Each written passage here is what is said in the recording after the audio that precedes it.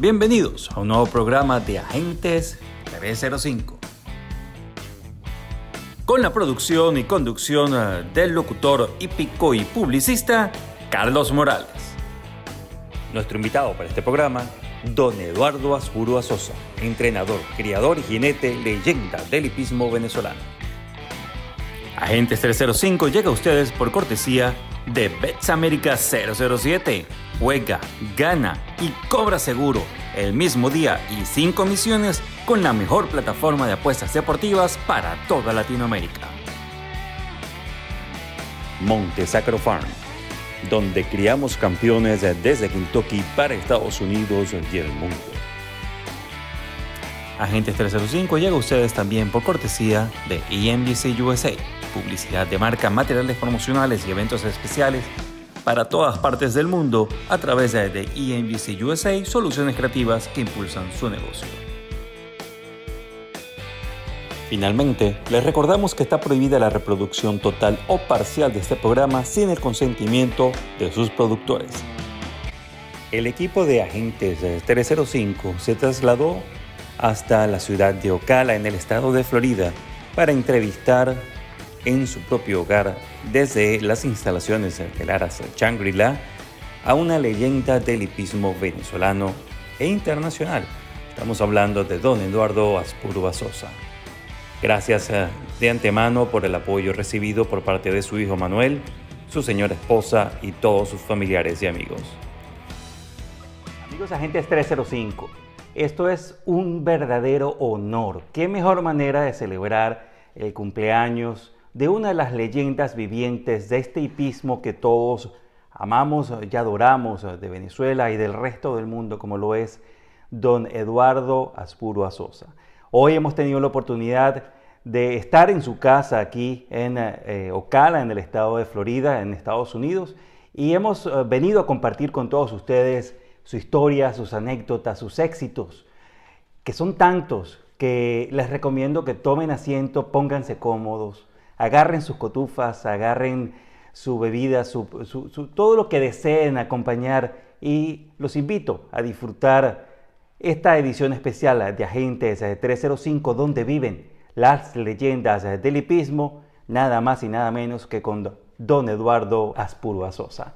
Don Eduardo, gracias antes que nada, gracias por tenernos aquí en su casa, por abrirnos las puertas de Shangri-La Farm y poder compartir con usted. ¿Cómo está? Muchísimas gracias, Carlos, por todos los elogios que no sé hasta qué punto son merecidos, pero te doy las gracias y le doy las gracias también a todos los oyentes que se van a tomar el tiempo de oír esta entrevista, y a los que verdaderamente les importa el hipismo, también quizás pueda iluminarlo un poco en algunos detalles referentes a la historia de esta hípica. Así es, una hípica que en el caso de Venezuela se remonta a la época de los 1800 con el hipódromo de Sabana Grande, luego el hipódromo del Paraíso, que es más o menos el tiempo en el que viene a la vida nuestro invitado de hoy. Estamos hablando del 17 de marzo de 1939. Naces, yo diría que en lo que podríamos decir es una cuna de oro hípica en Venezuela, como lo es con tu familia, con tu papá, con tu madre, que en paz descansen, en el Aras Shangri-La. Tus hermanos también entrenadores de caballo. Si esto no es hipismo, no sé de qué estamos hablando. Gracias por todo. Básicamente sí, yo me crié en un Aras de caballo. Yo tuve más o menos hasta los 12, 13 años, desde que abrí los ojos viendo caballos, viendo potros, viendo nacimientos, una cantidad de detalles y de cosas de mi infancia que en el futuro me ayudaron a entender más lo que va en referencia al caballo de carrera y, bueno, al caballo en general. Aunque entiendo que hasta los 12 años te criaste solo en el Aras. ¿Qué recuerdas de esa época, en tu interacción con los caballos, en tu día a día? Bueno, imagínate tú que yo cuando estaba tan pequeño, una de las cosas que hacía más era que me gustaba ver el nacimiento de los potros. Entonces me iba a los establos y cuando las yeguas se aproximaban al parto, y entonces me arrinconaba con ellos hasta que naciera el potro. Muchas veces no nacía y dormía con la yegua. En otras oportunidades, esto es risible. En una oportunidad fue ver una película que me llevó mi hermana y mi mamá, y se llamaba Mi hermano habla con los caballos. Y entonces yo pasé 2 años tratando de hablar con los caballos.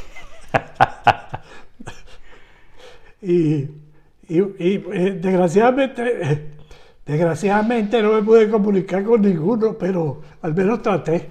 Bueno, por lo menos hiciste el intento y yo siento que de una u otra manera después con toda tu campaña y tus diferentes facetas has logrado, no sé si hablar con ellos, pero entenderlos. A Dios gracias, sí. El caballo de carrera, bueno, cualquier caballo se me hace bastante fácil entenderlo, quizás por esa misma unión de tantos años en la juventud. Entonces empecé como digamos, a convivir con ellos y a entender que el ser humano no es por ser humano, no decide lo que el caballo debe hacer o no debe hacer, sino debe ser en conjunto, el ser humano con el caballo, y así resulta mejor. ¿Hay algún caballo que su nacimiento o alguna yegua madre que en esa juventud tuya te haya marcado, que recuerdes con más cariño? En esa época mi madre tenía una yegua que había sido famosa, que había ganado 34 carreras en el Hipódromo del Paraíso. Era una gran yegua, su nombre se llamaba Tapa Tapa. Tenía otra yegua muy buena también, se llamaba Alma Criolla. Pero básicamente la consentía era Tapa Tapa porque había sido verdaderamente un crack contra machos y hembras y en el Hipódromo del Paraíso. Y entonces esa era mi preferida por su antecedente pistero. ¿Recuerda a qué edad pudiste ir por primera vez al Hipódromo del Paraíso? Tengo entendido que tú tenías como que un grupo de amigos, ¿no? Que te colabas para entrar al hipódromo. Exactamente, bueno, antes de eso había ido al hipódromo. Yo quizás una de las primeras veces que fui al hipódromo fue el 48, porque mi hermano Manuel corría un caballo llamado Simbel y corría el presidente de la República, y entonces mi papá me mandó con el capataz de la finca a ver el clásico en lo que llamaban la parte de adentro del Hipódromo del Paraíso. Entonces esa fue, después un poquito más de más edad, iba con un grupito de amigos donde se encontraba Luis Enrique Hernández, en paz descanse, estaba también Edmundo Ruiz, también en paz descanse, todos éramos muy amigos. Y se unió a ese grupo un jockey que después todavía existe, que a quien le tengo gran cariño y respeto, que se llama Félix García. Imagínate tú, aquellas buenas recuerdos que Félix García posteriormente forma parte de tu grupo de jockeys. Exactamente, pasaron los años y él empezó a correr en el Paraíso con Ávila y otros jinetes venezolanos de aquellos tiempos, Colorado Gutiérrez, León Padilla, Cuminaco Méndez y otros tiempos de grandes jockeys que más tarde vamos a hablar de ellos. Entre ellos estaba Luis Alberto Pineiro, peruano, Walter Carrión, ecuatoriano, los chilenos Bustamante, Juan Araya, una estrella de incalculable valor, jockeys extraordinarios de aquella época. Y en la primera carrera que ganó Félix García, si mal no recuerdo, fue un caballo de origen norteamericano que mi papá había importado, se llamaba Easterly. Una cosa que es importante destacar, tú estabas como joven, como quinceañero, yendo para el hipódromo a ver las carreras de tu hermano, entrenando ya.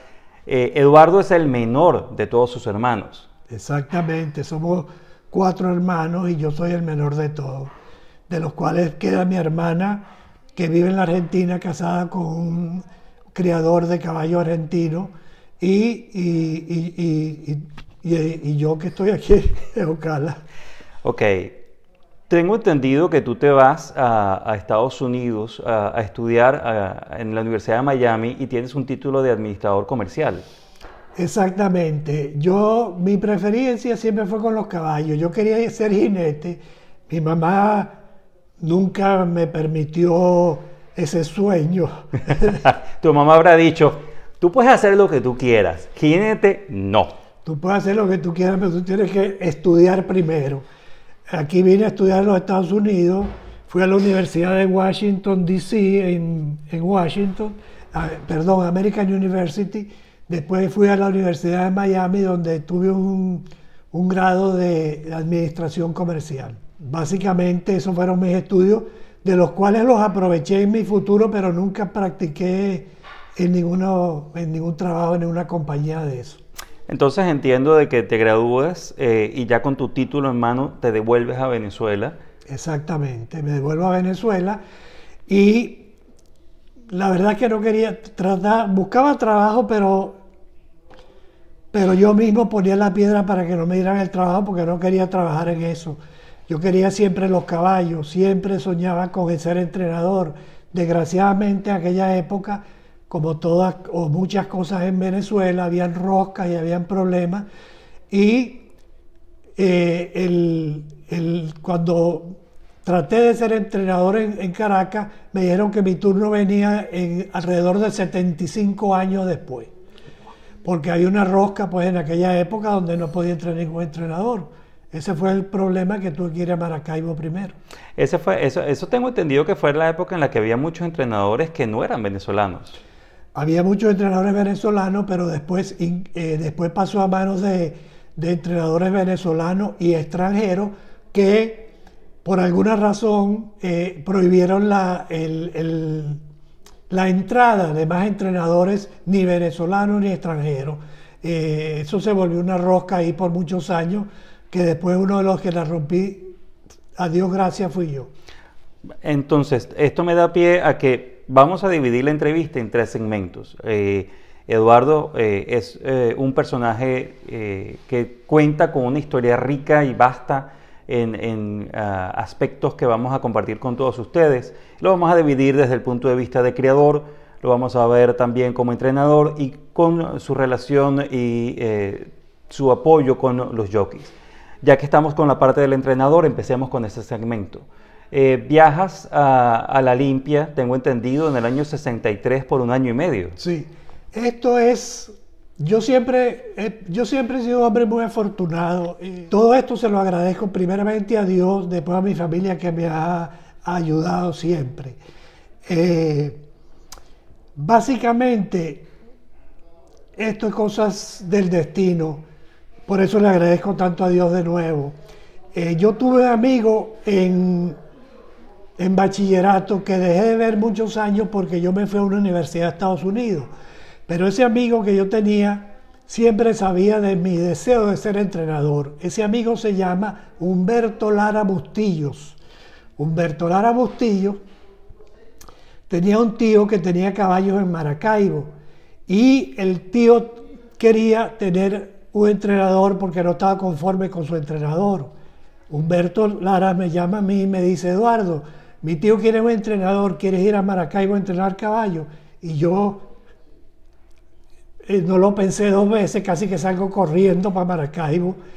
Y empecé, este señor, sin yo tener ninguna experiencia, bueno, tenía experiencia por otra cosa que más tarde diré, pero básicamente no había entrenado caballos. Él me entregó una cuadra de caballos en Maracaibo y tuve una gran suerte porque mi debut fue muy exitoso. Corrí 5 caballos, ganaron 4, uno perdió en fotografía. Dentro de esos 5 caballos, uno ganó un clásico, el caballo se llamaba Tubazo. De las primeras 31, 32 carreras que corrí, gané 17. No sabía de dónde salía tanta suerte, ni de dónde estaría tanto conocimiento, pero aparentemente hay alguien allá arriba que me ayudó. Oh, definitivamente lo que se hereda no se hurta, como dicen. y estaba ese conocimiento hípico, o sea, naciste en una cuna hípica, era que esa estrella y esa guía desde el cielo tenía que estar ahí presente. Posiblemente, sí, yo tuve mucho éxito en Maracaibo y cuando regresé, cuando me fui a Caracas año y medio después, siguió mi éxito. Yo presenté mi primer caballo el 2 o 3 de enero del 65 y ganó el caballo se llamaba Litoral, el propietario era Alberto Manso, a cual le agradezco haberme dado ese caballo, por cierto, le costó 4.000 bolívares en aquella época porque era un medio desecho. Después de eso, otra gran suerte. Conmigo en Maracaibo se acababa de graduar el doctor Rafael Barbosa de veterinario.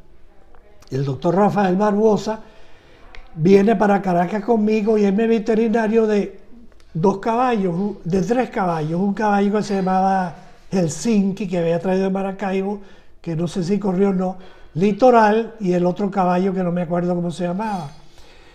Pero Rafael Barbosa tenía un tío que tenía una cuadra de caballos muy buenas con Domingo Noguera Mora, que en esa época era uno de los mejores entrenadores de Venezuela.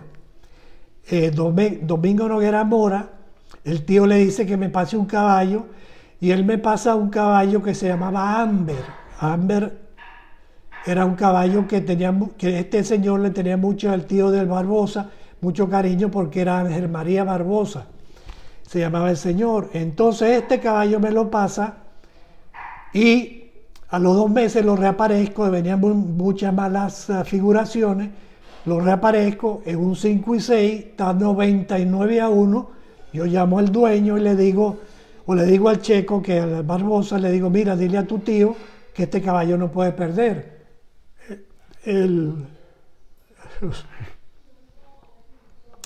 El tío dice que si yo estaba loco. Bueno, el caballo ganó 99-1, eso fue un zaperó, como el caballo corría el 5 y 6, pero a Dios gracias, el tío me dice a mí, vete a Buenos Aires con el checo y cómprame un caballo y una yegua que tú escojas. Me fui a Buenos Aires y escogí un caballo que fue mi primer ganador clásico, se llamaba No Matter. Así ganó es. El presidente de la República. Ganas con él el presidente de la República del año 66. 66. Exacto. Imagina, o sea que ese batacazo. Me llevó a ese caballo clásico. Qué bien, qué interesante. Sí. Una pregunta, tú nos dijiste anteriormente de que tus inicios del entrenamiento ya como que venían con cierta antelación. Sí, exactamente. Yo tuve la gran ventaja que muchos no tienen. Esto lo vamos a discutir después cuando vengan los jinetes. Yo en mucho tiempo, cuando yo salía los sábados del colegio, mi padre me llevaba al hipódromo y me dejaba galopar y bricear los caballos en el hipódromo. Entonces yo aprendí de los grandes entrenadores que tenía mi padre, especialmente de un entrenador chileno que se llamaba Julio Castro Ruiz. Julio Castro Ruiz es un gran entrenador chileno, además que hoy en día inclusive tiene clásicos en Chile con su nombre. Yo galopaba los caballos, yo briceaba los caballos en el paraíso y aprendí de muchos entrenadores que eran extranjeros y de muchos entrenadores que eran latinos. Y mi curiosidad me llevó siempre no solo a limitarme a un solo entrenador, sino yo puedo decir que más adelante lo dirá el porqué, que yo hay veces que entrenaba un caballo como que si fuera otro entrenador y otras veces entrené caballos que se entrenaron ellos mismos y otras veces los entrenaba yo. O sea, todo es un conjunto dependía de cada caballo. Por eso es muy difícil mi entrenamiento porque nunca tuve un método directo, pues tuve muchas influencias y traté de aprovechar la mejor de todas. Cuando tú comienzas en el entrenamiento ya formalmente como Eduardo Aspuro Sosa, ¿recuerdas algún consejo que tus hermanos te han dado para la profesión? Yo verdaderamente no era muy dispuesto a oír consejos. Yo siempre he sido una persona que he tratado, yo oigo consejos del que sabe y del que no sabe igual, pero yo, ¿verdad?, al final decido qué es lo que yo creo que me conviene o que le conviene al caballo en caso. Entonces, yo aprendí más por fijarme en los demás que por consejo de los demás. Pero una pregunta, porque ya va. Ustedes tres eran entrenadores. Exacto. Yo me imagino que ustedes los domingos se reunían en la casa antes de ir para el hipódromo, en la casa de tu mamá. Exactamente. ¿Cómo eran esas conversaciones? Las conversaciones eran de caballos, pero mi hermano Manuel era un gran entrenador, sobre todo en Venezuela. Aquí las cosas cambiaron un poco ya por a pesar de que ganó clásicos y todo aquí, que fue muy... Pero en Venezuela era superior de lo que fue aquí en Estados Unidos. Mi hermano Manuel era un gran entrenador de corto, de largo, de yegua, de caballo, de todo. Mi hermano Leopoldo era un gran entrenador, pero de otro tipo de entrenamiento. Él era feliz con cualquier caballo y buscaba una carrera especial y nunca tuvo grandes aspiraciones, a pesar de que le ofrecieron grandes cuadras en Nueva York y en California, pero no las tomó porque a él le gustaba Mammoth Park y en el verano venía para Miami. Agente 305 llega a todos ustedes por una cortesía de Bets America 007, la principal plataforma de apuestas deportivas en línea para toda Latinoamérica, con el casino online disponible las 24 horas, 7 días a la semana, así como tu disciplina deportiva favorita, la NBA, las grandes ligas. El fútbol, no solo el fútbol americano, sino también el fútbol de las grandes ligas europeas. Y para nosotros, los amantes del hipismo, una gran variedad de opciones, ganadores, exóticas, Macquarie y por supuesto la polla hípica que está dando la hora en cuanto a jugadas hípicas se refiere. Bets America 007, comunícate con ellos con estos números que están en pantalla o conéctate ya a www.betsamerica007.com y empieza a ser parte ya de la gran familia Bets America 007, porque con nosotros juega, gana y cobra seguro. Entonces, eran siempre conversaciones de caballos y siempre, nunca hubo aquella rivalidad de que, bueno, hermano, nos vemos, yo te gano hoy, te gano mañana. No, yo no tuve rivalidad ni con mi hermano ni con nadie. Yo respeté a muchos entrenadores y no respeté a muchos también.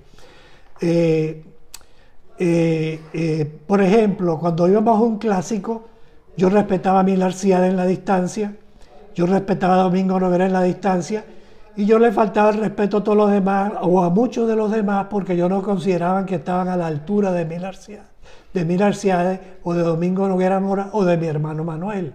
Entonces, yo miraba como enemigo, y efectivamente en mis clásicos generalmente está Mil Arciades de segundo, Noguera Mora de segundo, o yo de segundo detrás de ellos.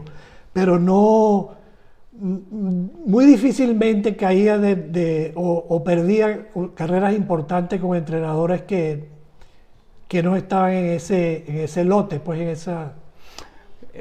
¿Se podría decir entonces que entrenadores como Mil Arciades y Domingo Noguera Mora fueron inspiración para ti en tu proceso de aprendizaje?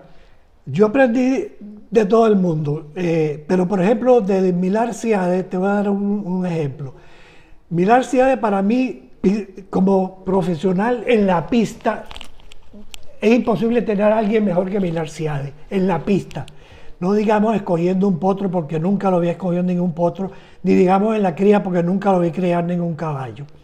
Pero en la pista, como profesional, en la pista, con el entrenamiento de Mil Arciades, como dice el refrán, de ahí para allá no hay más pueblo. Mil Arciades era un gran entrenador de pista. Entonces yo podría decir lo que iba a hacer Mil Arciades con cada uno de sus caballos porque observaba el entrenamiento de Mil Arciades. Voy a dar una anécdota de esto para que vean. Cuando yo dejé de entrenar caballo, había un caballo llamado WR, con quien yo había hecho una gran campaña, inclusive un segundo del Simón Bolívar. Cuando el dueño de WR me dice, ¿qué hago con WR cuando yo lo entrego?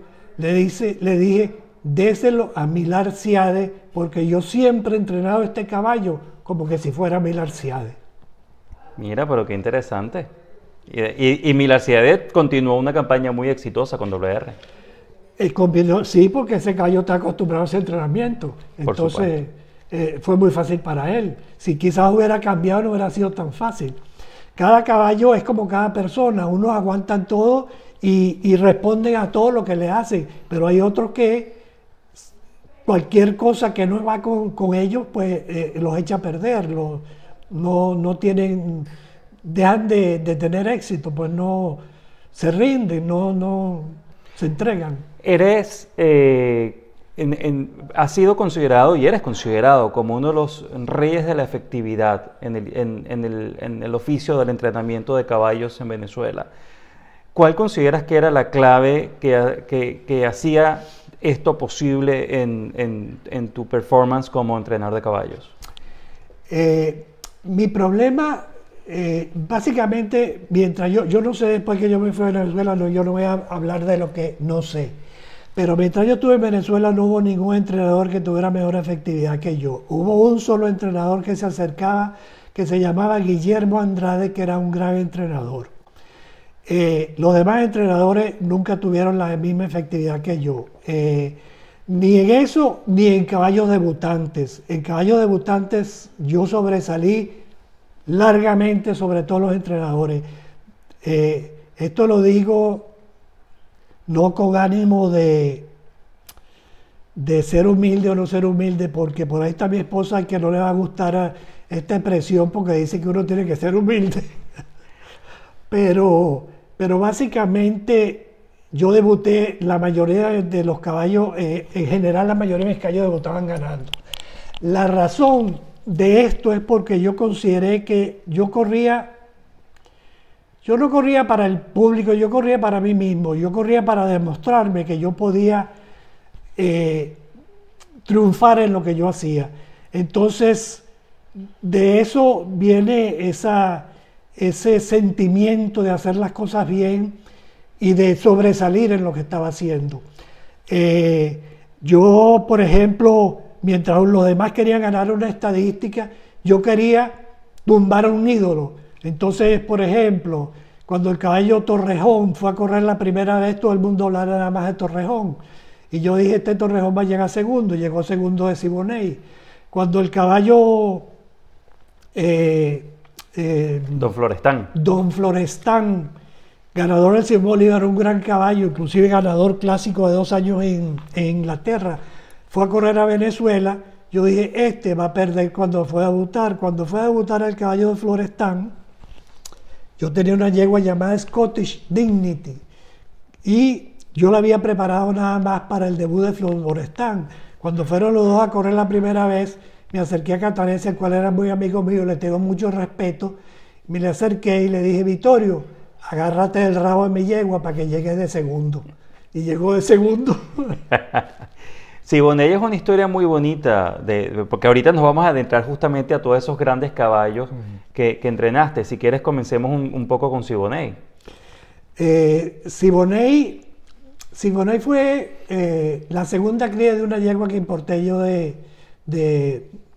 por cierto, ganadora clásica en California, de que importé de los Estados Unidos. Siboney fue un gran caballo, pero Siboney se lesionó muy pronto. Y ya cuando yo me vine, yo lo vendí. Y después creo que no tuvo ninguna suerte en el futuro. Originalmente, pero cuando ese caballo, después de que yo lo vendí inclusive había siendo retirado por un tiempo de las pistas por una lesión en una pata de atrás, en un corvejón. Partida. La largada es bastante pareja en el clásico Gobernador, sale el caballo auroreño y ahora Torrejón por la parte central de la pista desplaza y se va a la delantera. En el segundo lugar corre el caballo Tacho, tercero Siboney, cuarto Pompeyo, quinto Auroreño, sexto Ecus, séptimo corre el caballo Marroquí y último se queda Díscolo. Torrejón está adelante en el clásico Gobernador del Distrito Federal de 1978, 22 3/5, los primeros 400 metros con el caballo Torrejón adelante, mientras que Siboney corre segundo y Pompeyo tercero. Avanzando Tacho para el cuarto con Ecus y el caballo marroquí. Después corre penúltimo Auroreño y último anda Díscolo. Torrejón crecido en la punta con gran velocidad. El caballo Torrejón 44-3. Los 800 dejó Torrejón. Mientras tanto corre segundo el caballo Siboney. En el tercero el caballo Pompeyo. Auroreño viene muy lejos cuando el caballo Torrejón conserva la punta y Siboney corre segundo. Ya Auroreño pasó al cuarto y trata de acercarse, pero el caballo auroreño viene muy lejos. Torrejón adelante en el clásico gobernador del Distrito Federal de 1978, mientras que conserva el segundo el caballo Siboney, y Auroreño viene volando por la parte central de la pista. Torrejón dominando el clásico, Siboney para el segundo, Auroreño volando por el centro, los 1200 en 1:10-1, Siboney contra Torrejón y Auroreño volando también por fuera en los finales. Siboney pasando a dominar el clásico, carga también a Auroreño, pero no alcanza, ganó Siboney el clásico gobernador. Segundo Auroreño, tercero Torrejón, cuarto Pompeyo, quinto Díscolo, luego Tacho marroquí, Ecus en el último. Una de las cosas que me llama mucho la atención en tu historial de grandes ejemplares es que tú aplicaste muy bien de que esa máxima que dice la tercera es la vencida. Entonces, en el 68 tuviste un doble coronado, en el 70 tuvo un doble coronado y 2 años después tiene el triple coronado. Esta es una historia, son 3 triples, en esa época no era esta última época donde, como digo yo, y esto le va a caer mal a mucha gente, donde amarreaban los perros con chorizo. Últimamente la época de Venezuela era una época ordinaria, que había un par de aras buenos y los demás no servían, y entonces sobresalieran ciertos caballos y los demás pues simplemente... Y no había el profesionalismo, los jockeys corrían uno en primera línea, uno en segundo, uno en octavo, uno en novena. Eso era medio desastre. No debería decir esto, pero esta es la verdad. En la época mía las cosas no eran así, eran diferentes. Con referente a la triple corona, habían pasado 17 años cuando yo intenté ganar mi primera triple corona. Esa la perdí por mala suerte, porque el caballo Canelo, que fue el primero de mi triple corona, justamente 2-3 semanas antes de la triple corona tuvo un problema de salud. El caballo se enfermó y perdió un poco de entrenamiento. El jockey que lo corría, que era Milton Barra, lo dejó porque sabía lo que el caballo tenía. Entonces yo cambié de jockey, y como uno de mis ídolos de jockey había sido Raúl Bustamante, le di el caballo a Raúl Bustamante. Raúl Bustamante básicamente era un jockey puntero. El caballo Canelo era un caballo que corría de atrás. Entonces el caballo tuvo un poquito de problema y el caballo perdió y llegó segundo. Y yo perdí la triple corona por culpa mía y por culpa de Milton Barra, que me dejó el caballo. Pimentón adelante, Canelo ya lo controla, Canelo a medio cuerpo de Pimentón, Charlo en el tercero, Tranquilo pasó al cuarto lugar, se viene Canelo a la punta, Pimentón quedó en el segundo, mientras tanto, Tranquilo corre mucho ahora por el centro para el tercero, está dominando, Canelo intenta escaparse, Pimentón insiste por el centro de la cancha, Tranquilo corre en el tercero, cuarto quedó Charlo, quinto Maipure, penúltima Irlanda, última quedó Lejos Tiburón, están ya girando la última curva, Canelo dominando, Canelo adelante, Pimentón en el segundo, Tranquilo para el tercero, Lejos para el cuarto, acciona el ejemplar Maipure, entrando en la recta final, Canelo solo en la punta y no puede perder, para el segundo puesto Pimentón, para el tercero Tranquilo, adelante Canelo en el República de Venezuela, ganó Canelo, segundo Pimentón, tercero Tranquilo, cuarto Maipure, en el quinto Charlo, luego Irlanda y... ganó la segunda y tercera. El caballo del Peñón es totalmente culpa mía. El caballo Peñón gana el primero, el caballo del Peñón gana el segundo. Por cierto, el caballo del Peñón debuta en un clásico donde se malogra, después corre una carrera normal, después reaparece y va a otro clásico que es el primero de la triple corona y lo gana. Corre un par de carreras más, porque la triple corona en esa época, no sé hoy en día, eran casi de mes y medio en mes y medio. Entonces, ¿qué sucede? Ganó la primera, ganó la segunda y con un caballo que siempre había estado lesionado, dije yo no voy a esperar a la tercera. Y le di dos carreras que las ganó las dos, pero que lo echaron a perder para la tercera. La tercera triple corona, y yo ensucié el Peñón porque corrió un caballo que no debió correr, que no estaba en condiciones para correr y que perdió la triple corona por mi culpa. Que esa era monta de José Luis Vargas. José Luis Vargas. Después... Vamos hacia la recta de enfrente, en el clásico José Antonio Páez del año 70. Y está adelante el Duque, perseguido siempre el Peñón. Mucurubay se acerca con energía, también el Cayo Pande. En el quinto la Coro Don Luis, en el sexto el Cayo Corolán, junto con Quizás, que progresa bien de adentro. Vamos así allá por el poste, los 800 metros de carrera, estrechándose posiciones adelante entre el Duque, que pelea con el Peñón en el primer lugar. Mientras tanto, Pamne lo lanzan por fuera y el Cayo responde y pasa el tercero. En el cuarto queda Mucurubay. En el quinto viene ahora avanzando el Cayo Don Luis. En el sexto el Cayo Corolán, que comienza a acercarse también con fuerza. Cámara lenta en los 600 finales y está el Peñón dominando. Pamne, el gran favorito, pasó el segundo. En el tercero surge ahora con energía por dentro el Cayo Mucurubay, por fuera Don Luis. Y luego ahora el Cayo Carabobo. En 73-1 los 1200, girando la última curva recta final. Y Pamne viene ahora a la igualada contra el Peñón, que se defiende y se le pone duro. Pamne y el Peñón cabeza a cabeza en los 200 finales. Castigan a Pamne, el Peñón se hace durísimo en el final. El Peñón vuelve por dentro contra Pamne. El Peñón domina en los 100 finales. El Peñón ganando hacia Pamne. Aquí viene con la sentencia, vuelve Pamne. Aquí está la llegada. El Peñón, segundo Pamne, tercero Terremín. Viene el Corsario.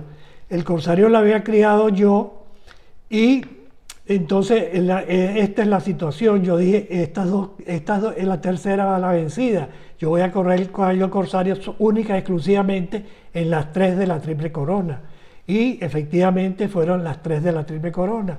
La segunda fue muy interesante por la distancia y por mi rival de siempre, Milarciades. Silbido corre en el segundo, el Corsario en el tercero, al cuarto avanza el caballo Tareco, Molinero adelante en el clásico Ministerio de Agricultura y Cría. Silbido conserva el segundo, el Corsario muy exigido está en el tercero, 74-2 los 1200 metros con Molinero adelante. El pupilo del Musiuciade está crecido en la punta, mientras tanto Vargas exige al Corsario y el caballo no le responde.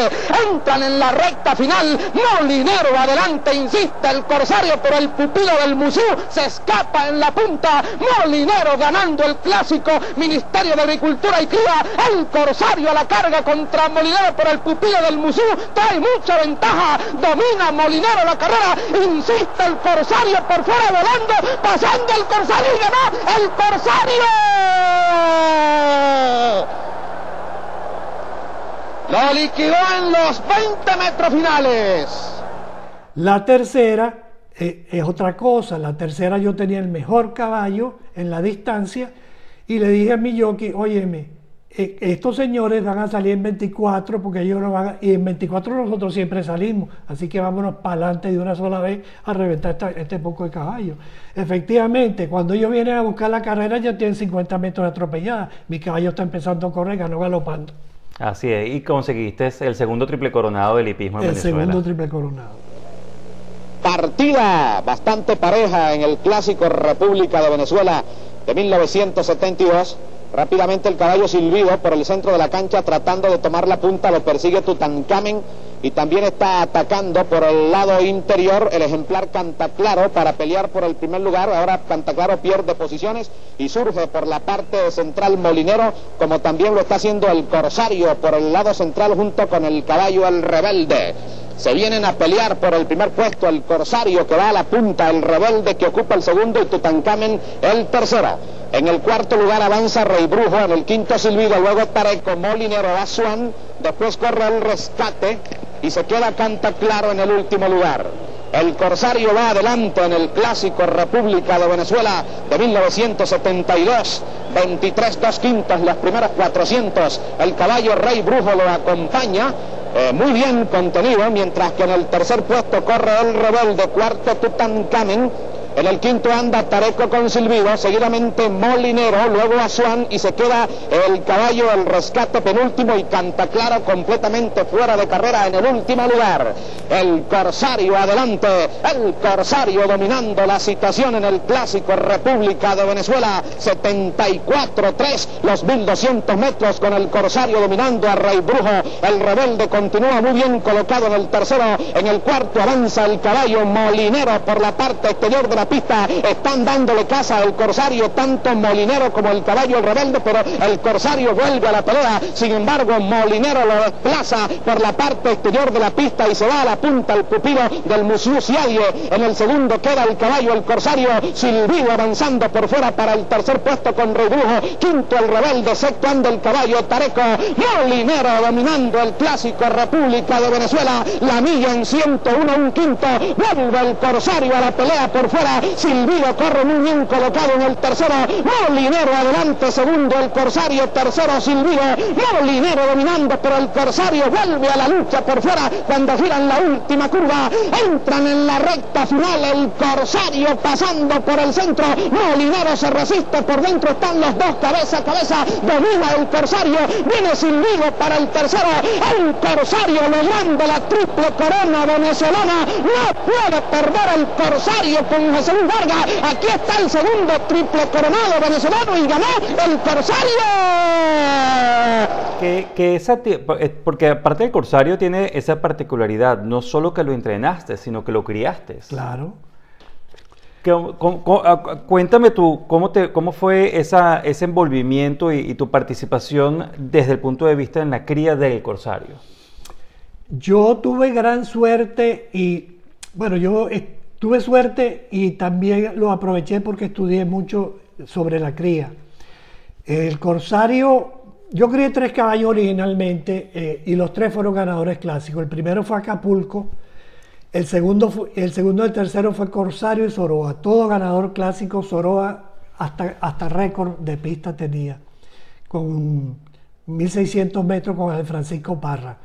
El Corsario, Luis Nava importaba yeguas que compraba en Kentucky y se me presentó en mi caballeriza con 21 yeguas que había comprado en Kentucky para vender.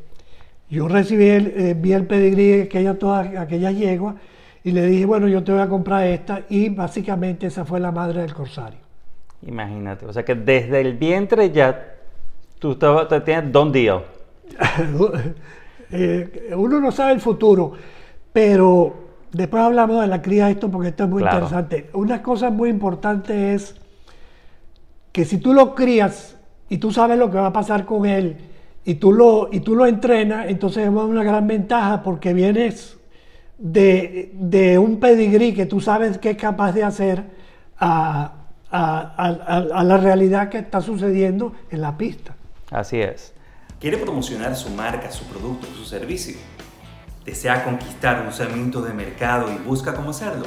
Le invito a que contacte a nuestros amigos de ENGC USA, una empresa dedicada a ofrecer servicios de promoción para sus eventos especiales, publicidad de marca y materiales promocionales. Pero no cualquier material promocional, estamos hablando de eventos innovadores, tecnológicos, a la vanguardia, disponibles para usted en cualquier parte del mundo. Estados Unidos, Latinoamérica, incluso Venezuela. Lo que usted desee lo tiene ENGC USA, que cuenta con una amplia gama de productos y servicios disponibles para promocionar su marca, tanto para sus consumidores como para sus empleados.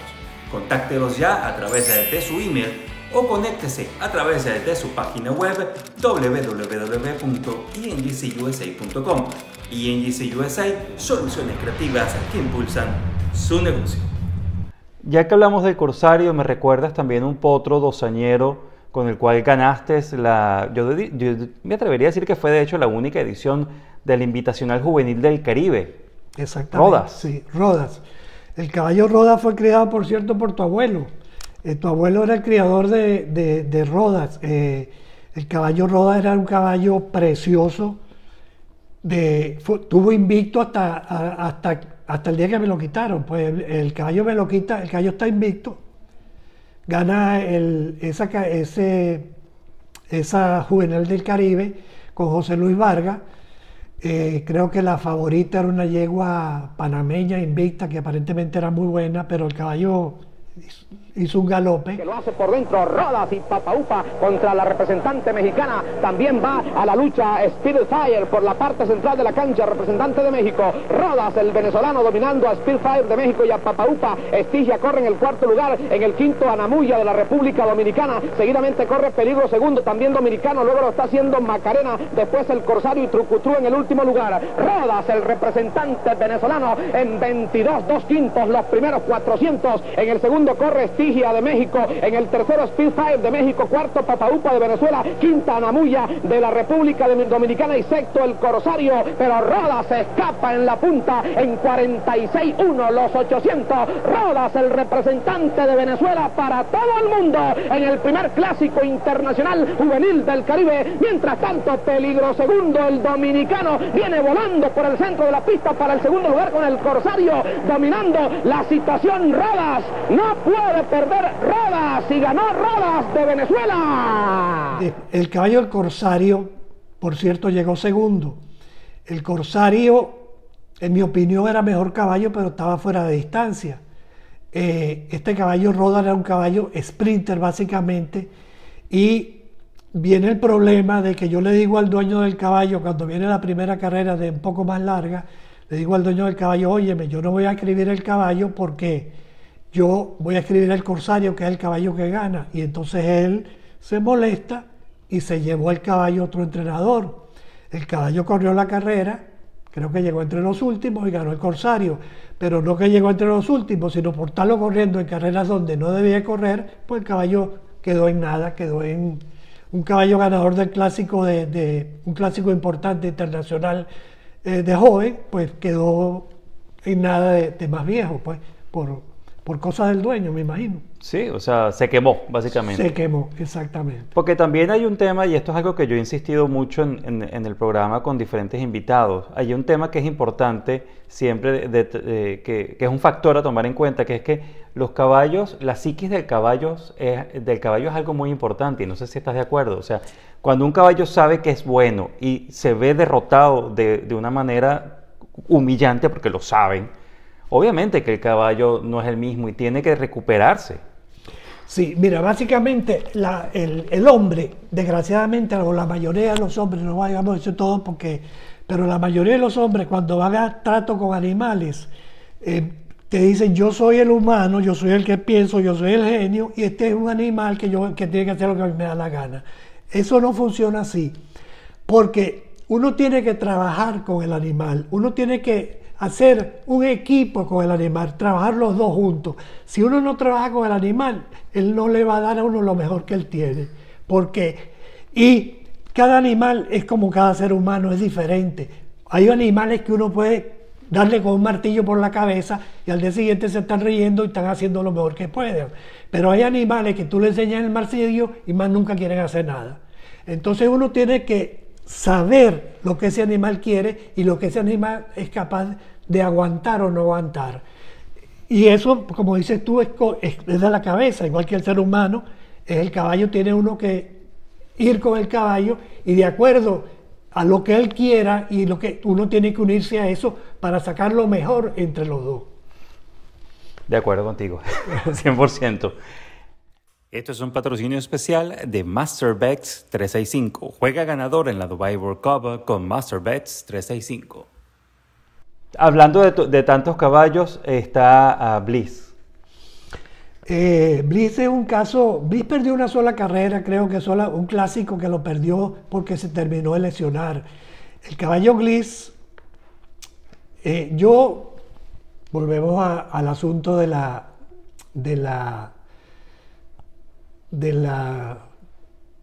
no ser, ¿cómo se llama?, parlanchín.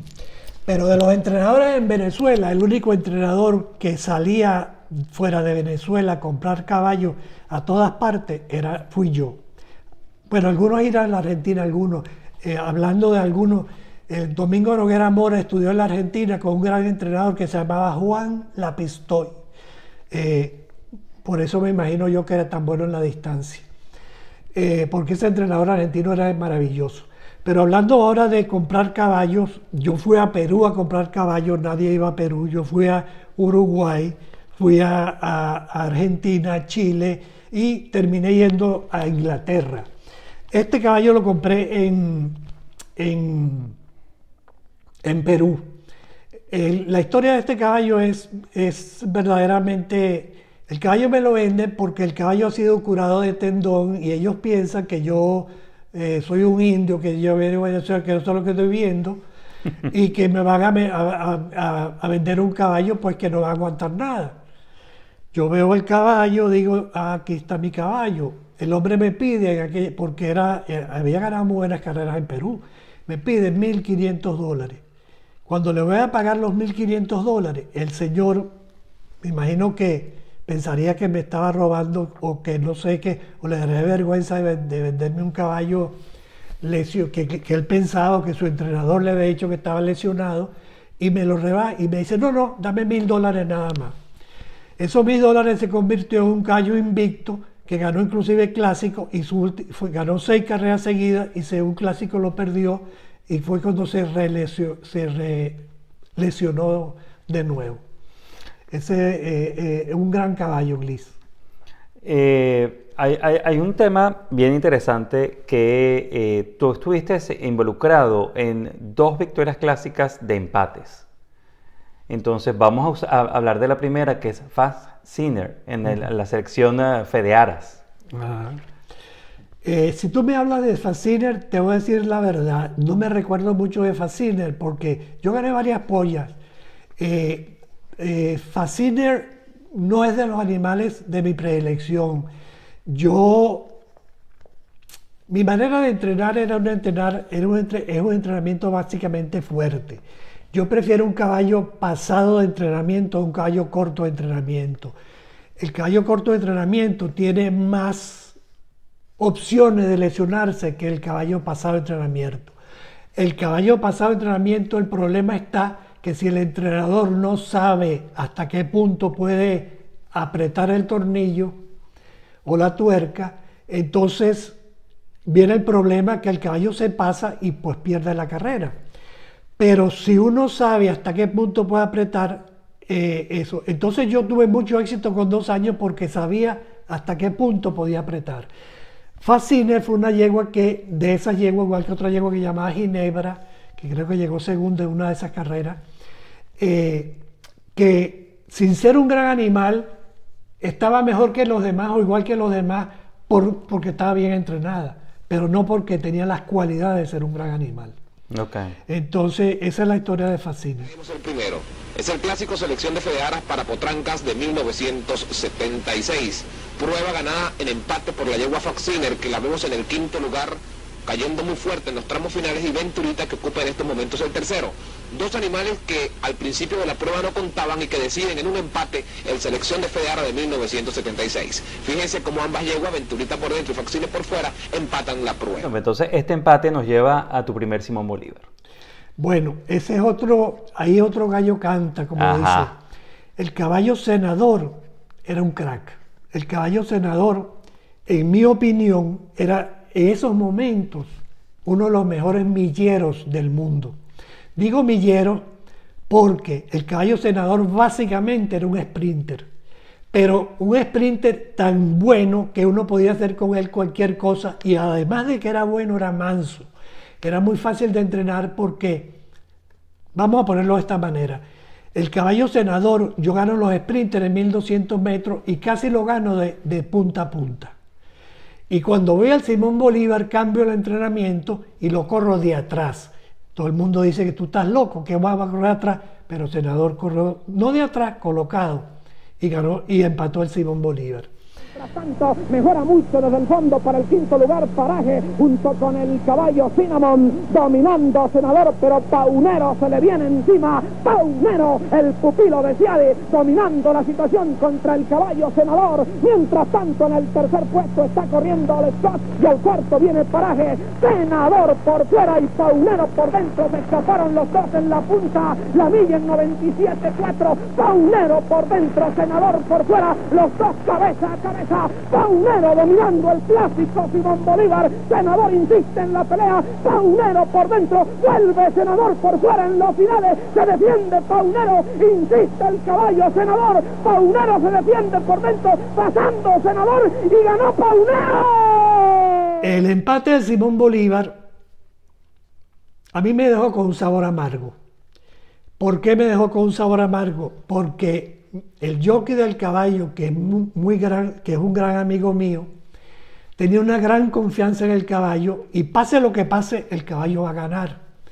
Y ese pase lo que pase, hace que pase el empate, porque él le da el chance de pasar por dentro al caballo Paunero en los 600 metros, y de ahí viene el problema, que si él no le da el pase adentro y él tiene que salir para afuera, él pierde ese cabeza a cabeza y quizás pierde por medio cuerpo, pero de ahí se vienen cabeza a cabeza hasta la raya y viene ese empate. José Luis Vargas es un gran jockey, yo lo considero uno de los grandes jockeys que ha producido Venezuela, pero igual que yo tenía un caractercito un poquito rebelde, y eso lo perjudicó mucho, igual que me perjudicó a mí también. Así es. Yo que conozco a José Luis Vargas y a Nerio, conozco del carácter de José Luis, pero es tremendo y de acuerdo contigo, sí. Su silla, una de las mejores sillas, definitivamente. Y no solo la silla, sino la manera de pensar. José Luis Vargas es uno de los jinetes que te puedo yo decir que más, si tú me lo montas a José Luis Vargas en un caballo y tú no le dices nada, y cuando regresa te dice, oye, este caballo tiene un pequeño problema en tal lado, y el 100%, 99%, él tiene la razón. Eso es una cosa muy especial, porque inclusive yo he visto grandes jockeys que no voy a nombrar, que yo le he preguntado cómo siente el caballo. No, perfecto, está muy bien. Y yo no sé si lo hacen por engañarse ellos, por engañarme a mí, o porque no saben lo que está pasando, cuando uno sabe que el caballo no está bien. Claro. Entonces, con José Luis nunca pasó eso. José Luis era un reloj. Era fenómeno. Donde ponía el ojo, ponía la bala. Ponía la bala. Hola amigos, hípicos ahora del mundo, porque Agente 305 es internacional. Agente 305 lo está viendo todo el mundo, a quien le doy las gracias por invitarme a su programa otra vez, a Carlos Morales. Carlito, muy agradecido. Bueno, y esto para hablar un poco de nuestro amigo, mi compañero y amigo Eduardo Aspuro, mi gran amigo, mi gran mentor como entrenador y yo como jockey, donde trabajé con él aproximadamente 20 años, que suena fácil decirlo, pero aguantarnos mutuamente fue bastante difícil, porque los dos somos muy difíciles, él lo sabe, pero sí puedo decir que Eduardo Aspuro, aparte de una gran persona, un hombre muy bien parado, es un tremendo profesional, y desde aquí le mando un gran saludo. También quisiera recordar algunas cosas, tales como aquellas anécdotas de el ejemplar El Corsario, quien tuve la oportunidad de coronarlo o ganar la triple corona con él, 2 de la triple corona. También tuve la oportunidad de correr al Peñón, ese casquillo de oro que tengo aquí a mis espaldas, también se lo debo bastante a Eduardo Aspuro como entrenador, ya que yo en ese momento era su jockey oficial, y la mayoría de las carreras que gané para poder lograr este premio fue porque estuve en la cuadra de Eduardo Apurua y ganamos muchas carreras, por cierto. También tuvimos muy buenos ejemplares, como el ejemplar Senador, que con él ganamos varios clásicos, un tremendo caballo, digno de correrlo. También lo corrimos en el clásico Washington International, donde tuvo una bonita actuación este ejemplar, preparado por Eduardo Apurua, por supuesto. Esto en esa época de correr en el Washington International en los Estados Unidos, en el hipódromo de Delaware. Bueno, y ahí tuvimos una muy bonita actuación, aparte de todos esos momentos agradables que pasamos con Eduardo en la cuadra. Creo que esas épocas de los años 70 no regresarán nunca más. Nosotros tuvimos la oportunidad de disfrutarla tanto en el hipódromo como fuera del hipódromo. También fuimos a correr en varias oportunidades fuera de Venezuela. También fuimos a correr el Clásico del Caribe con el caballo Canelo. Y fue una pequeña historia donde empezaron a decir, como nos fuimos en una avioneta porque no teníamos tiempo, nos fuimos a última hora, nos fuimos en una avioneta que era la avioneta del doctor Eduardo Larrazábal, en paz descanse, y Eduardo Larrazábal en una avionetica que era un Cessna, creo que era un 180, un 208, una cosa de esa, una avionetica chiquitica, de esa que llaman un zancudo. Nos fuimos a Eduardo Apurua, el doctor que nos llevó, y yo. Nos fuimos los tres, bueno, y echamos de aquí a Puerto Rico como 2 horas. Entonces, todas esas cosas las vivimos en nuestro pasaje por el hipódromo, Eduardo Apurua y yo. Y también, bueno, tuvimos muchas anécdotas. Una de esas anécdotas, Eduardo se acuerda, tiene que acordarse para toda su vida, porque hoy me llamó una persona desde los Estados Unidos para recordarme y preguntarme por el Pintado Molero. Y él sabe quién es el Pintado Molero, un jockey maracucho que le echó tremenda broma a él. y Eduardo Apurua tuvo que recibir todas esas cosas. En ese momento fue que hicimos un cuadro que si su caballo que él corría en el 5 y 6 en ese momento de Catanese tenía chance, y el Pintado Molero parece que no le gustaba su caballo para ganar, y le dijo bueno que no. Entonces Eduardo, y él lo sabe, borró ese caballo, y bueno, a la hora de la carrera el caballo de el Pintado Molero ganó la carrera y pagó como 150.000 bolívares. Eso fue una cosa horrorosa. Y Eduardo Apurua pegó 5 y se cayó, y hubo un solo cuadro con 6 y no fue el de él, o no hubo cuadro con 6, algo así. Y bueno, el Pintado Molero hasta ese día más nunca lo vimos en el hipódromo. Un día fui a Maracaibo hace unos cuantos años y pasé por su casa a preguntar por él, pero la verdad es que no logré verlo. Vi algunos amigos, Silvio Miranda, vi uno que llaman Neón Fuenmayor, esos grandes amigos y colegas que teníamos nosotros en Maracaibo. Tuve la oportunidad de saludarlos y visitarlos, pero el Pintado Molero no lo vi, continúa perdido.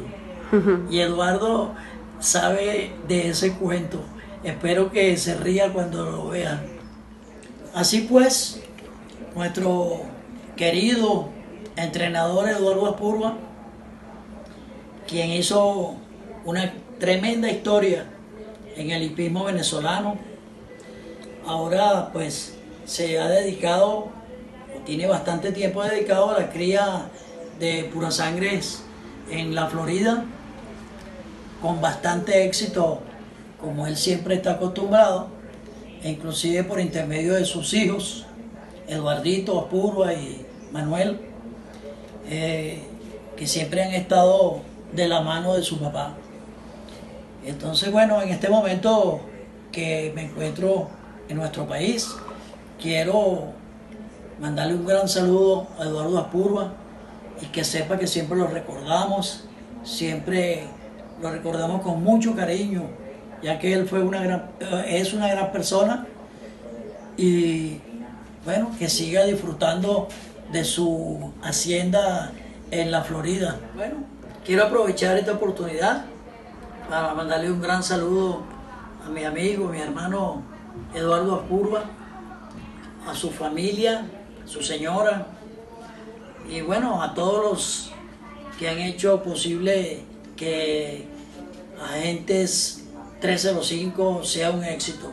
Les deseo mucha suerte y bueno, será hasta una próxima oportunidad. Después, no con José Luis, pero con otro jockey que también fue de confianza de tu cuadra, Balsamino Moreira, ganas con Naviero tu segundo Simón Bolívar.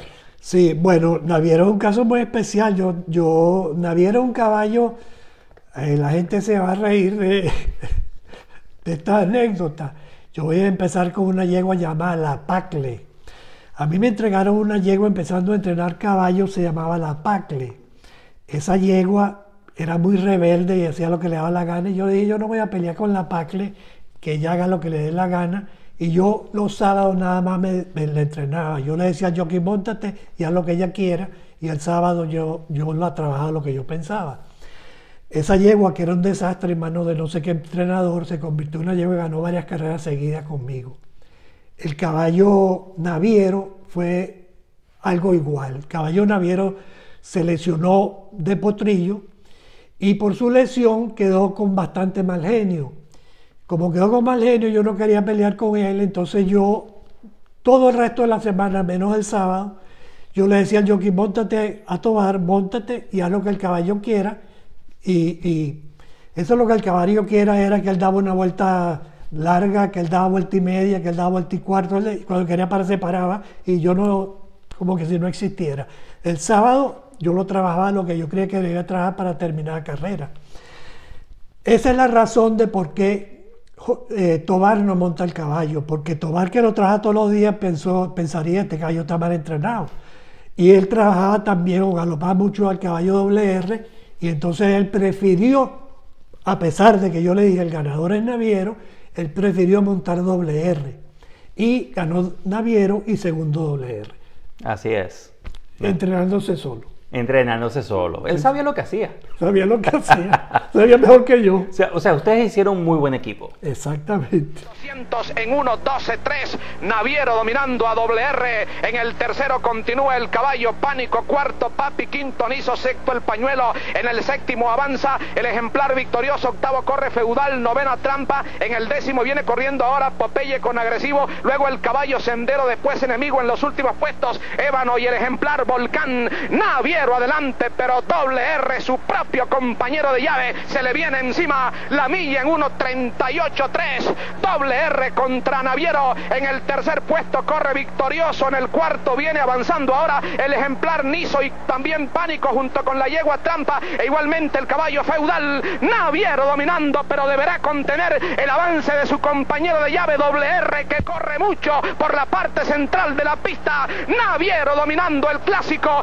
Insiste WR y viene para el tercer puesto el caballo victorioso por el centro de la pista. WR y Naviero dominando el clásico. Naviero por dentro, WR por fuera. Viene avanzando para el tercero victorioso. Naviero amenaza con venirse de punta a punta en el clásico.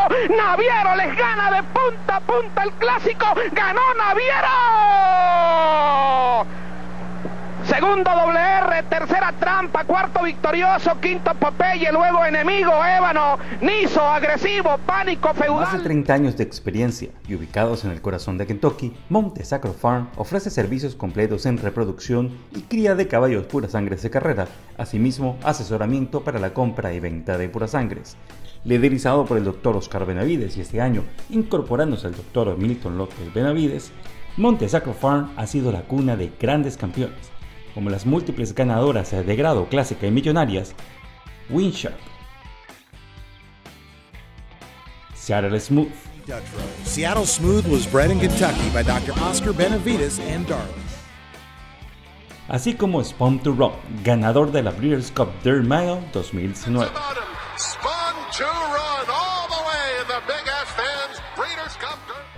Tonalist Shape, Whole Body Master,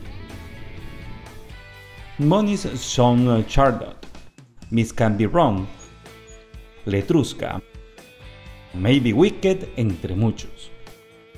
Instalaciones de primera, disponibles para temporada de monta, nacimientos y cría, así como para adquirir campeones donde nacen los campeones. Contáctanos.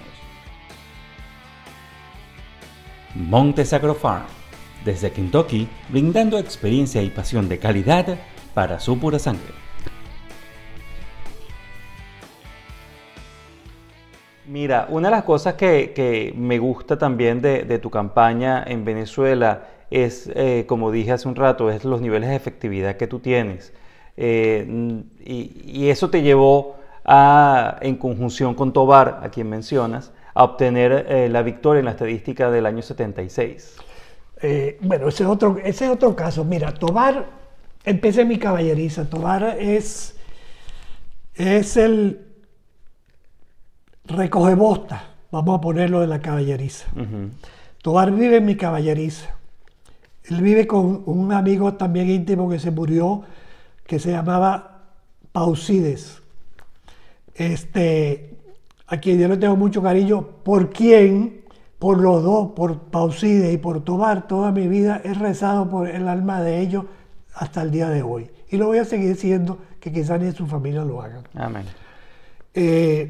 Tovar se empieza conmigo, corre su primera carrera, él no sabe cuándo lo va a correr y yo estoy trabajando una yegua que para mí es extraordinaria y yo estoy trabajándola justamente para que él debute porque yo le veo a él grandes facultades como jockey. Esa yegua se llama Soroa y él debuta ganando como por 16, 18 cuerpos con Soroa. Esa es la primera carrera que gana Tovar. Cuando vayamos a jinete yo seguiré hablando de Tovar. Así es. De resto, esa estadística que, bueno, cuando vamos a lo de jinetes te sigo contando de Tovar. Sí, exacto. No nos adelantemos en la parte de Tovar todavía. Sí. Pero en cuanto a la estadística se refiere, Eduardo tuvo la oportunidad de mostrarme varios recortes de prensa de la época y tú ya desde enero del año 76 sentenciabas que ibas a ganar esa estadística. Exacto. Yo básicamente nunca me preocupó la estadística porque para mí la estadística es una cosa media estúpida. Yo voy a poner ejemplo porque yo pienso así. Yo tengo un entrenador mediocre que tiene buenos caballos o tiene muchos caballos y gana alrededor de 4 carreras por cada 10 carreras. Ese entrenador mediocre corre 100 caballos y va a ganar 40 carreras. Yo le voy a dar una más porque es un caballo del que llegó segundo, bajaron el que llegó primero y él gana 41. Ahora yo le voy a poner un entrenador que es superior a él, que va a correr 50 carreras pero gana alrededor de 8 carreras, en vez de 4 gana 8. ¿Qué sucede? Que él con 50 carreras va a ganar las mismas 40 carreras. Pero le va a faltar la una que el otro la ganó porque hubo un distanciamiento. ¿Qué pasa con la estadística? La estadística se la va a dar a uno que corrió 50 carreras y ganó 41. Y va a perder uno que corrió 100 carreras, perdón. Y va a perder uno que corrió 40 carreras, que corrió 50 caballos y ganó 40 carreras. ¿Quién de los dos es mejor? El de los 50 carreras, no el que gana la estadística.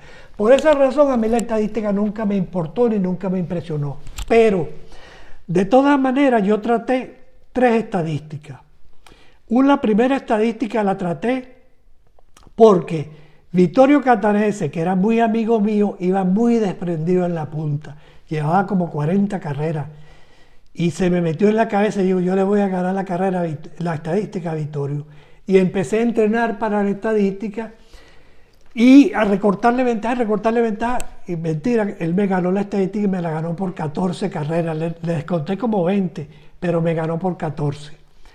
Como quedé segundo y quedé picado. Dije, bueno, la próxima la voy a tratar de ganar, pero me ganó mi hermano. Y dije yo, esa sí no va. La próxima la voy a ganar desde principio de año. Y la próxima llegó cuando me iba a retirar, que dije, yo no me voy a retirar sin darme el gusto de ganar la estadística. Entonces esa fue la del 76. El 1 de enero del 76, en una entrevista dije, voy a ganar la estadística, la voy a ganar con mucha ventaja y encima de eso me voy de vacaciones el mes de diciembre. Y gracias a Dios que eso sucedió de esa manera. Todo pasó de esa manera. En el segundo, Raúl Pallares, pero tú ganaste y te fuiste de vacaciones. Y me fui de vacaciones.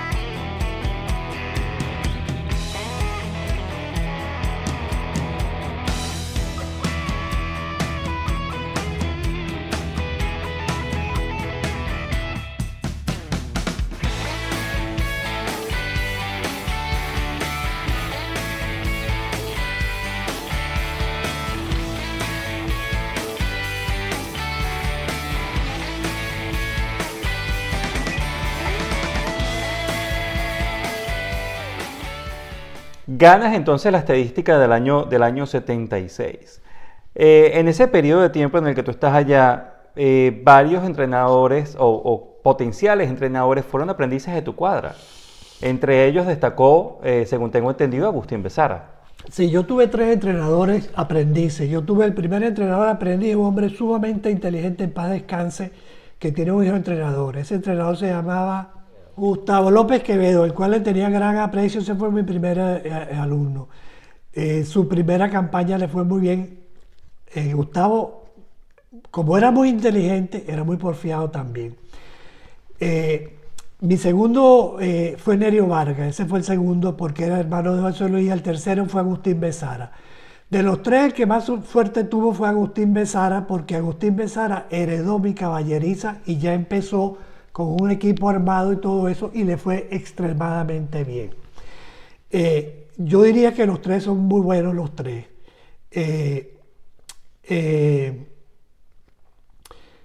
Con respecto a enseñar, yo no soy buen profesor. ¿Por qué no soy buen profesor? Porque yo no tengo método. Entonces yo no le puedo decir, tú tienes que hacer esto y esto y esto, como hacen hoy en día, que sale para la pista, dale vuelta y media, los sábados trabajan 800 o 1000 metros, y esos son grandes entrenadores. Para mí, ojalá que corrieran conmigo 2000 metros para ver si es verdad que son grandes entrenadores. Me llama la atención esa mezcla, porque ya vamos a estar claros. Lamentablemente no tuve la oportunidad de conocer a Gustavo López Quevedo, sí a Raúl López, y era un gentleman. Sí. Pero el carácter de Nerio Vargas y el de Agustín Bezara, ¿cómo manejaban eso en el día a día? No, es que ellos estaban en épocas diferentes. Nerio salió mucho antes que Agustín. Nerio es un preparador muy... Nerio es un preparador muy preparado. Nerio sabe de toda clase de medicina, de toda clase de cosas. En cambio, yo nunca supe nada de eso. No de doping, vamos a hablar, claro, estamos hablando de medicinas normales que llamamos. Nerio es un preparador preparado. Nerio tiene un carácter difícil, es un hombre un poco difícil. Agustín también es bastante preparado, pero los dos... Básicamente ellos aprendieron de mí, pero quizás más aprendieron de ellos mismos que de mí, porque yo no soy buen profesor, porque yo con cada caballo hago una cosa distinta, entonces ellos no tienen ningún patrón a seguir, ellos seguían lo que ellos veían y lo que ellos trataban de conseguir. Otra cosa, yo hablo muy poco. Entonces, como hablaba muy poco, entonces a menos que me preguntaran no decía. Por ejemplo, yo no opino que los caballos corren contra otros caballos, como muchos entrenadores. Bueno, vamos a poner, hay muchos factores que considerar una carrera, pero el primero y único factor que un entrenador es el tiempo. El caballo corre contra el tiempo, no contra los demás caballos. ¿Qué sucede? El caballo que corre averaje 1000 metros en 60 segundos y hay otro que corre 1000 metros en 61 segundos. ¿Qué sucede? Si yo pongo al que corre 1000 metros en 61 segundos en la baranda y el que corre 1000 metros en 60 segundos en cuarta línea, el que va a ganar de los dos es el que va en la baranda, porque el otro está corriendo 30 o 40 metros más que él. Entonces, lo importante en una carrera de caballo es el tiempo, que eso no lo entiende nadie. Todo el mundo trata de que si sale aquí, que si colócate aquí. Eso es mentira. Uno cuando va a correr carreras largas tiene que entrenar para largo. Cuando va a correr corto tiene que entrenar para corto. Y así el caballo... El ejemplo de esto está en Senador. Senador corrió casi de tiro a tiro 1200 metros y corrió 2400 metros de atrás. Entonces, Tocorón corrió de atrás los 1200 y también corría de atrás en 2000 metros y 1008 y ganaba. De primera serie ganó yo no sé cuántas carreras. Entonces, es relativo y uno tiene que entrenar de acuerdo a lo que uno quiere hacer y de acuerdo al caballo. Porque también uno no puede... entrenar todos los caballos iguales porque todos no son iguales y uno puede hacer que un gran caballo como Senador vaya a la distancia, no que ese caballo de distancia, mentira, ese es un sprinter que por bueno llega a la distancia, pero básicamente igual que Tocorón, el mejor sprinter que yo he entrenado en mi vida, inclusive mejor que Senador, es Tocorón, y Tocorón lo corría muchas veces a la distancia y ganó infinidad de carreras en distancia, pero eso no quiere decir que era un caballo de distancia. Eso quiere decir que estaba bien entrenado para la distancia, pero no es un caballo de la distancia. Que eso lo poco que entienden, más lo entienden los europeos porque en eso tienen más escuela. Los latinos no tenemos tanto escuela como los europeos porque ellos tienen muchos años más de experiencias, pues. Sí, eso es historia. Eso es historia, exacto. Ahí nadie te lo puede rebatir. Eso es historia. Los europeos tienen más tiempo activos a nivel de carreras de caballo que cualquier latino. Exacto. Agentes 305 llega a todos ustedes por una cortesía de Bets America 007, la principal plataforma de apuestas deportivas en línea para toda Latinoamérica, con el casino online disponible las 24 horas, 7 días a la semana, así como tu disciplina deportiva favorita, la NBA, las grandes ligas. El fútbol, no solo el fútbol americano, sino también el fútbol de las grandes ligas europeas. Y para nosotros, los amantes del hipismo, una gran variedad de opciones, ganadores, exóticas, Macquarie y por supuesto la polla hípica que está dando la hora en cuanto a jugadas hípicas se refiere.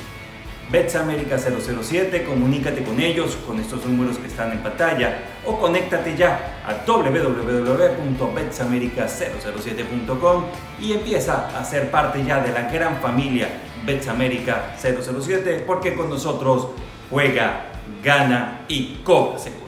Bueno, agradezco a la gente 305 la oportunidad que me da de poder agradecer a don Eduardo Aspurua la oportunidad que me brindó en su momento de haber sido uno de sus 3 aprendices dentro de su caballeriza y sobre todas las cosas poder entender que el sentido común y la observación es la base del entrenamiento de caballo de carrera. ¿Hay algo que recuerdes así en especial de Eduardo? Bueno, son muchas las cosas que puedo recordar porque realmente no solo estuve en el periodo de los 3 años, sino todo ese periodo entre el año 76, del año 67 al año 76, podía estar monitoreando no solo a Aspurua, estaba monitoreando a Noguera Mora, a Ciade, a Payares, a Colmenares o a Guillermo Andrade, porque cada uno de ellos hay algo que aprender. Pero muy agradecido igual básicamente de Eduardo, con el que pude estar durante 3 años y eso fue, como se dice, la piedra angular del aprendizaje. ¿Recuerdas a un caballo de los que estaban en la cuadra de Eduardo en esa época de aprendizaje que le tuvieras cariño en especial? Bueno, yo estuve en la parte final de los caballos importados, estaba el Léxico, eso, y antes de eso animales como Cinnamon o Rapid Fire, Naviero, que lo vimos de potrillo en el Ara, el caballo Niquero, la yegua Soroa, son muchos. Soroa fue la que le da la primera victoria a Juan Vicente Tovar. Sí, esa fue la primera victoria de Juan Vicente Tovar, la yegua Soroa. Bueno, muchas gracias, Nerio. De nada. 76 ganas tu estadística y ya desde ese año tú estabas sentenciando que ganabas mil carreras, te retirabas y te ibas a Estados Unidos. Exactamente. ¿Por qué? Mira, básicamente hay muchas razones. La gente dice que era porque si estaba obstinado del primo. Bueno, hay tantas razones. Mira, una de las razones es porque como no era mi intención ser famoso y ganar estadísticas y eso, quería probar suerte contra lo que decían en aquella época era que era muy superior, que básicamente hasta cierto punto por los tiempos era superior. Quería probar eso. La segunda cosa quizás es porque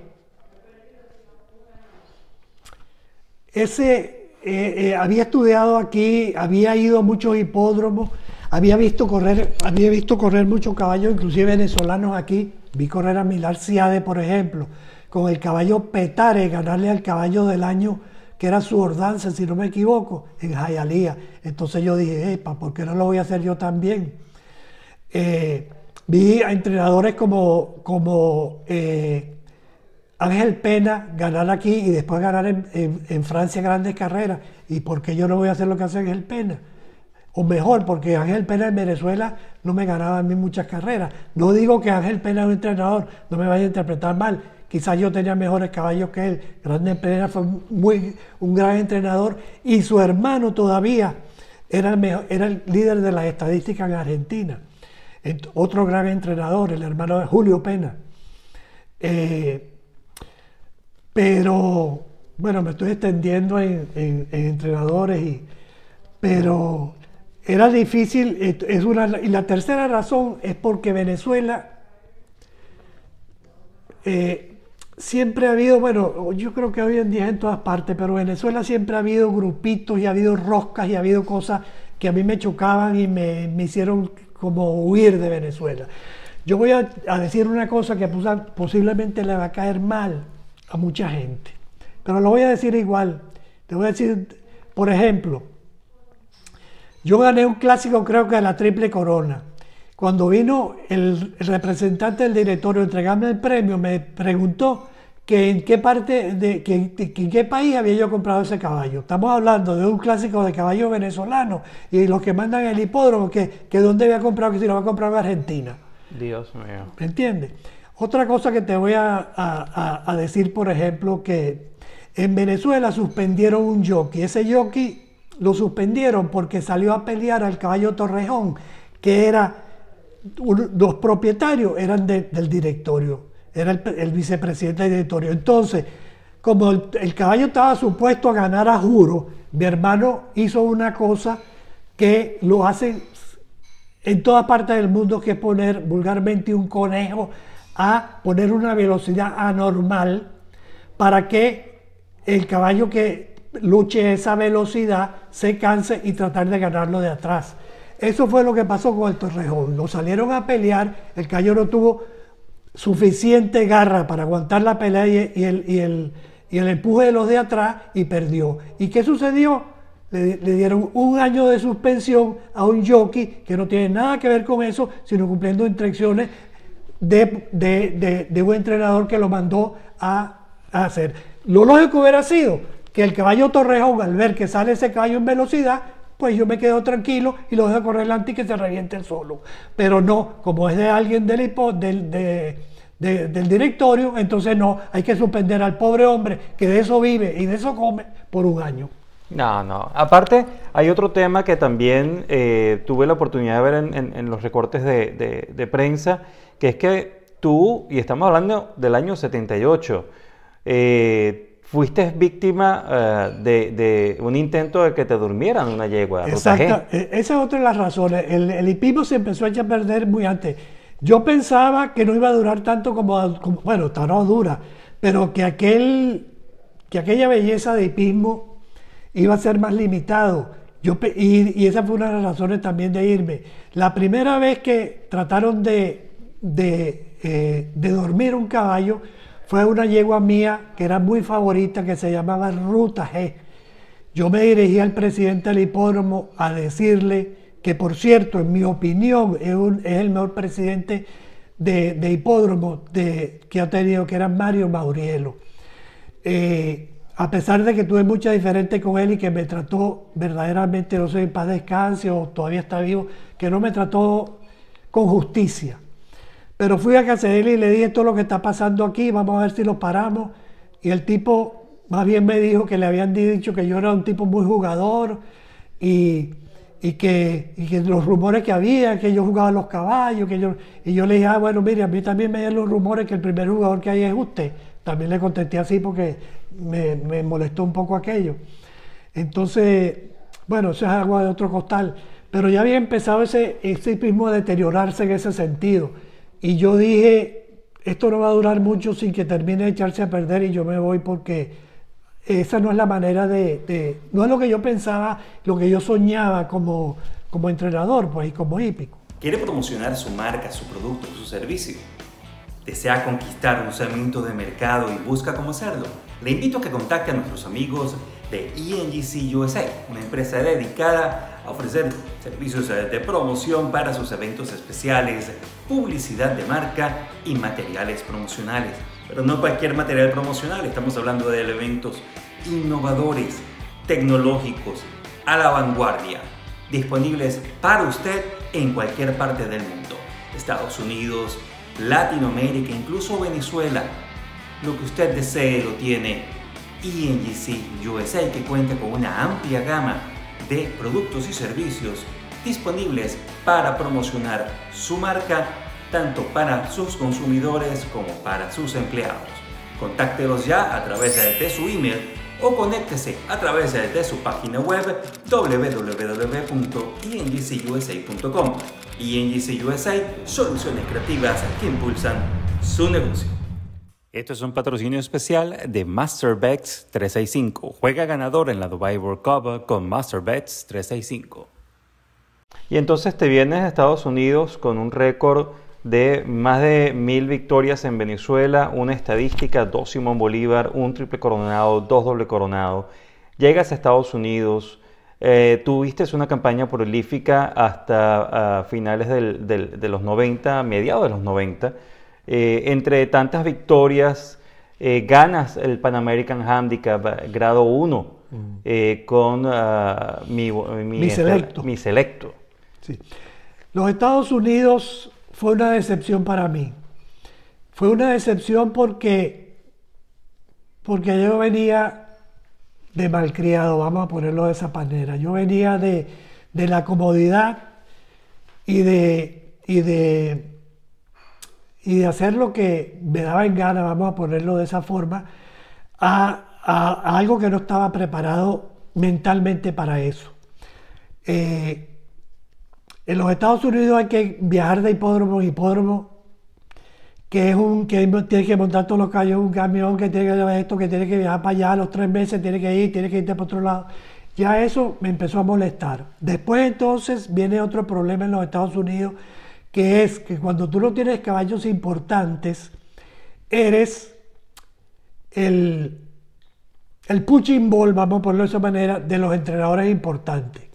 Entonces, los racing secretarios, que son los que hacen las carreras, que desgraciadamente, o desgraciadamente no, es la manera de ser, son diarias, son todos los días, entonces no tienen caballos suficientes. Entonces, al pobre diablo que tiene 4 caballitos malos, lo obligan a correr muchas veces para beneficiar al otro que tiene 100 caballos buenos. Entonces eso es un poco triste y el que no está acostumbrado pues a eso le es difícil. La otra cosa es que yo vine a tratar de aprender de ciertos entrenadores, algunos que admiraba y que aprendía de joven. Yo, por ejemplo, admiré siempre, aprendí y me fijé mucho en Alan Jerken, que lo considero un gran entrenador, Charlie Whittingham, que era un hombre sumamente humilde, corrió un caballo en $6,000, $5,000 reclamo, y perdí el caballo y bajaba a hablar con el jockey y yo decía, bueno, este hombre con tanta fama y tan buen entrenador, ¿qué le va a preguntar a ese, que ese caballo no sirve $5,000? Y ese hombre bajaba todas esas escaleras ya viejo, y yo decía, y de eso lo admiraba y aprendí.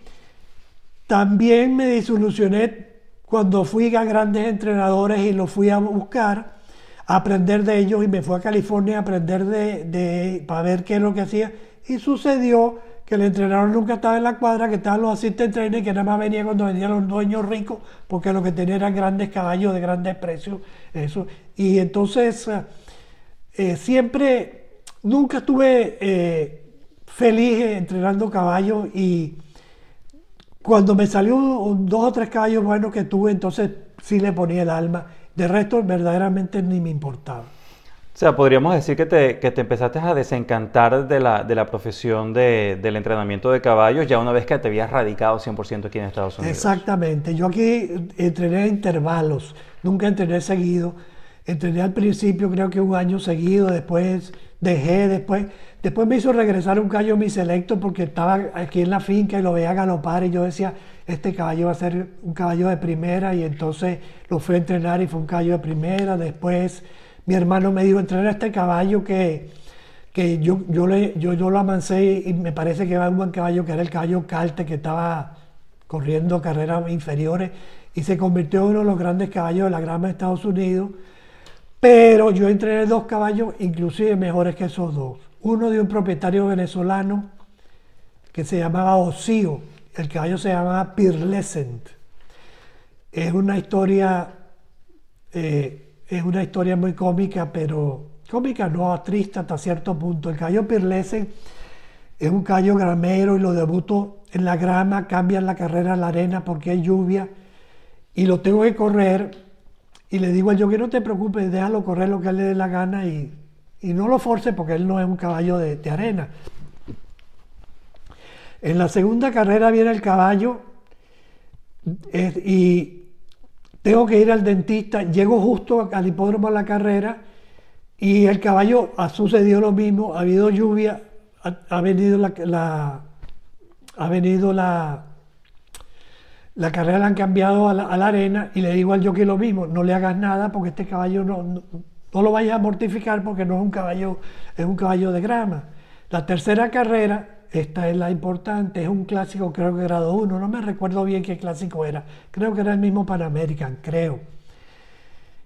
Y trato de buscar un jockey bueno, pues de los de nombre, y ninguno lo quiere correr por un caballo que ha llegado 2 veces entre los últimos. Nadie lo quiere correr. Entonces le monto un jockey que acaba de llegar de Chile, que era un gran jockey en Chile, pero que está empezando aquí en la estación, se llama Vergara.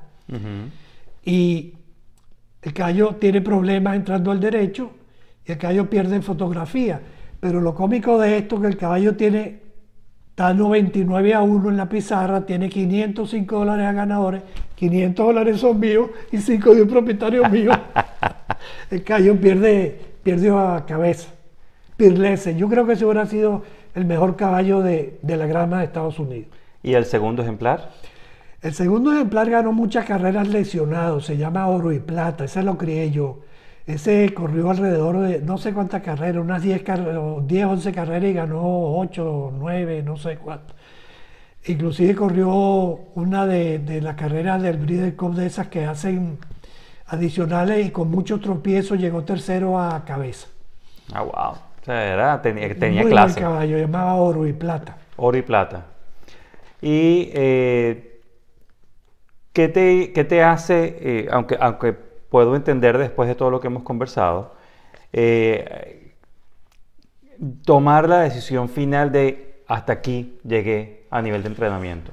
Ya la decisión, ya el año de estar aquí, solo me llevaban los caballos buenos al hipódromo. La última vez que entrené caballo, un amigo mío me dijo, Eduardo, tengo problemas y necesito que me entrenen mis caballos mientras yo llego al hipódromo. el hijo del doctor Raúl Garrido hijo. Fui a traerle sus caballos a este hipódromo en Virginia, Colonial Downs, y tuve una gran suerte, corrí 22, 20, yo no sé cuántas carreras, creo que gané 9, 10, 12 carreras, casi un 50% de los caballos que corrieron ganaron. Esa fue la última vez, que fueron un mes, 2 meses.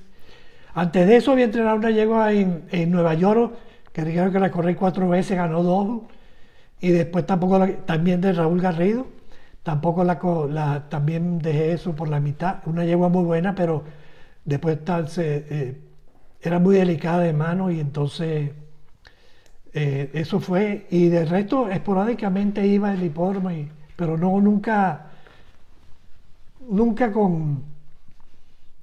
con intención pues de quedarme en el hipódromo entrenando. Para finalizar este segmento de entrenamiento, mi pregunta sería, ¿cuál consideras tú es la clave para ser un buen entrenador de caballos de carrera?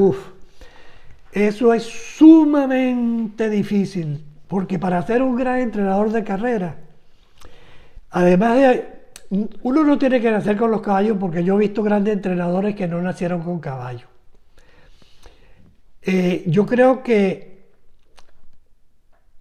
para ser exitoso, verdaderamente exitoso, ser un gran entrenador, tienes que primero tener una base, no tener el egoísmo en aprender, tener una base lo más amplio que tú puedas, observar lo más que puedas. La observación es muy importante, porque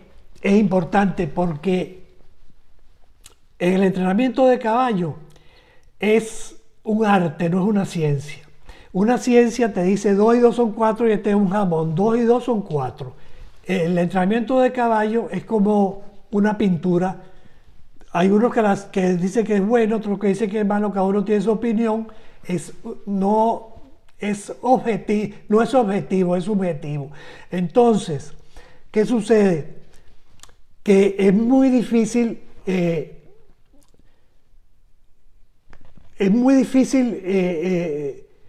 embarcar esa cantidad de conocimiento. Uno tiene que dedicarse verdaderamente a eso. La mayoría de la gente no lo hace. La mayoría de la gente son como las ovejas. En general, en todas las profesiones. ¿Cómo son las ovejas? Todas van juntas a hacer lo que quiera el pastor. Y por ahí van. Un ejemplo. Aquí hubo un gran entrenador que le metía la mano a los caballos en la quijada, y entonces, según él, decía que los caballos metían la mano en la quijada eran buenos por el ancho de la quijada. ¿Qué tiene que ver el ancho de la quijada con un caballo de carrera? Nada. Pero después tuve 100 ovejas metiendo la mano aquí para ver. Para comprobar. Para recomprobar. Claro. Entonces, ahí van las ovejas. Entonces, eso es una estupidez. Cada uno tiene que pensar por sí mismo y probar por sí mismo qué es lo que es verdadero o falso. Eso hablando de la quijada. Después hubo alguien que se molestó en medir la quijada de yo no sé cuántos caballos, y después sacó en Blue Horse una cosa que decía: señores, lo de la quijada, métese la mano en los bolsillos, porque eso no sirve para nada. Entonces, ahora te voy a dar otro ejemplo, que aquí hasta los veterinarios van a pegar el brinquito. La lengua amarrada. La lengua amarrada, señores, no sirve para nada. ¿Por qué no sirve para nada? Porque yo probé que la lengua amarrada no sirve para nada.